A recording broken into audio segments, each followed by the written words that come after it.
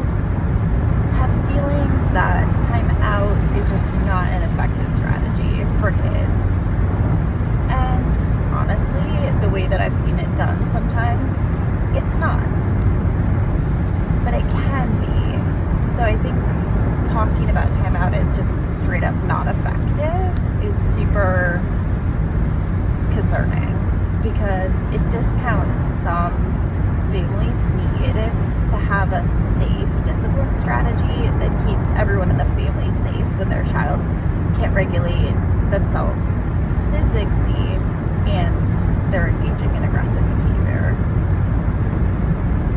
So what is the problem with the timeouts that don't work? There's a lot of different pieces to them, but I would say some of the most consistent patterns that I see are kids are using timeout as a way of avoiding the original expectation in the first place. So it's kind of like, hey bud, I need you to do this. No, you're not going to. All right, timeout. And then we kind of lose track of the thing that had been the original expectation in the first place.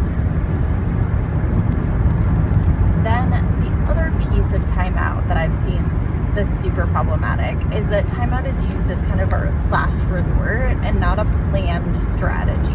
Remember how I've talked about when you have a discipline strategy, it needs to be planned. Your child needs to know that that's the plan for discipline. So if every once in a while you get to the end of your rope and you say, all right, timeout,